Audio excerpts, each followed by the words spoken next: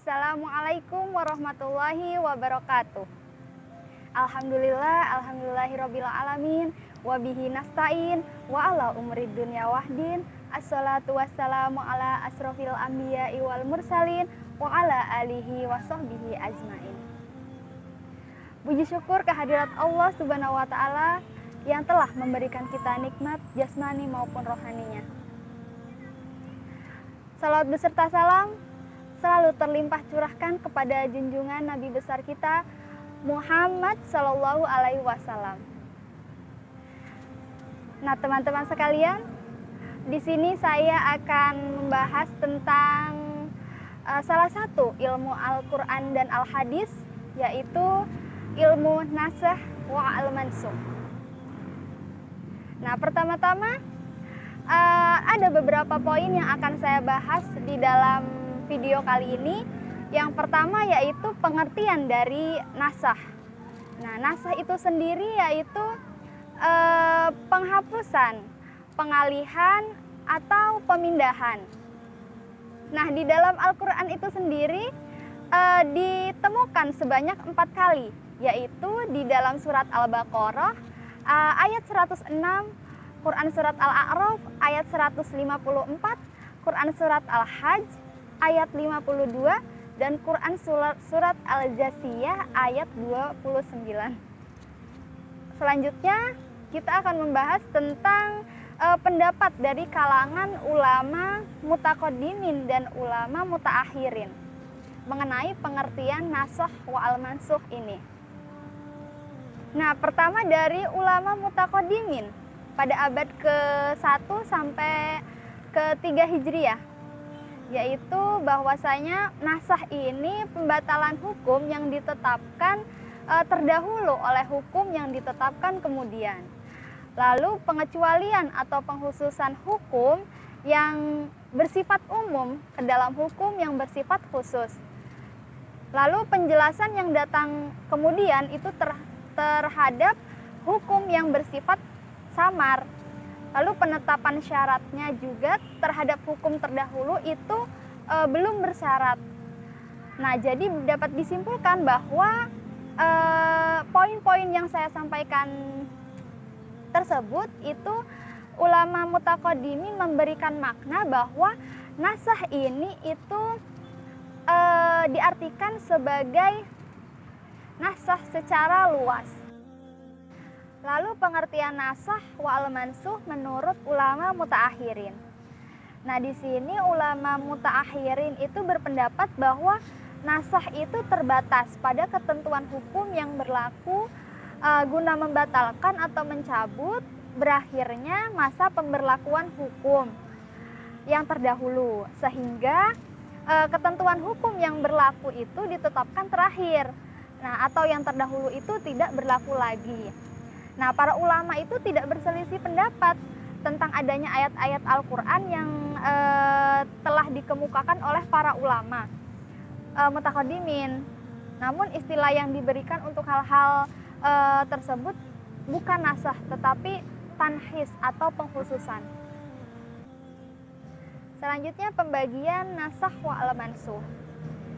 Nasakh wa al-mansukh dibagi menjadi 4 bagian.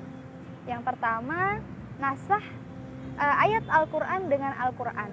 Contohnya di sini di dalam Quran surat Al-Baqarah ayat 286 yang berbunyi, "Dan jika kamu melahirkan apa yang ada di dalam hatimu atau kamu menyembunyikannya, niscaya Allah akan membuat perhitungan dengan kamu tentang perbuatanmu tersebut." Nah, ayat tersebut itu kemudian dinasahkan oleh firman Allah dalam Quran surat Al-Baqarah ayat 286 yang berbunyi, Allah tidak akan membebani seseorang melainkan sesuai dengan kesanggupannya. Yang kedua adalah nasakh Al-Quran dengan As-Sunnah. Nah, pada bagian ini dibagi lagi menjadi 2 bagian. Yang pertama, nasakh Al-Quran dengan hadis ahad dan nasakh Al-Quran dengan hadis mutawatir. Nah, para ulama ini berpendapat bahwa Al-Quran itu tidak bisa dinasahkan dengan hadis ahad. Karena apa? Karena hadis ahad ini sifatnya itu dugaan. Sedangkan jika dengan hadis mutawatir itu diperbolehkan karena keduanya ini sama-sama firman Allah. Nah, yang ketiga adalah nasakh as-sunnah dengan Al-Quran. Nah, nasakh ini diperbolehkan oleh mayoritas kalangan ulama. Contohnya masalah menghadap ke Baitul Maqdis. Nah, kemudian dinasahkan oleh ayat bahwa palingkanlah mukamu ke Masjidil Haram. Quran surat Al-Baqarah ayat 144. Nah, yang terakhir itu ada nasakh as-sunnah dengan as-sunnah. Nah, di dalam nasakh ini terdapat empat bentuk ya di dalam nasakh as-sunnah dengan as-sunnah. Yang pertama adalah mutawatir dengan mutawatir, yang kedua ahad dengan ahad, yang ketiga ahad dengan mutawatir, yang keempat adalah mutawatir dengan ahad. Selanjutnya cara mengetahui nasakh wal mansukh. Pertama itu keterangan tegas dari Nabi dan sahabatnya. Contohnya itu larangan ziarah kubur. Larangan tersebut kemudian dipertegas oleh sebuah hadis bahwasanya aku dulu pernah melarangmu berziarah kubur, maka sekarang berziarah kuburlah. Nah, yang kedua, berdasarkan konsensus ijtima umat bahwa ayat tersebut itu nasakh dan ayat lainnya itu mansukh. Nah, yang ketiga itu adalah berdasarkan studi sejarah, sehingga dapat diketahui mana ayat yang datang lebih dahulu dan ayat yang datang kemudian. Nah, yang terakhir di sini saya akan membahas tentang urgensi mempelajari ilmu nasakh wal mansukh.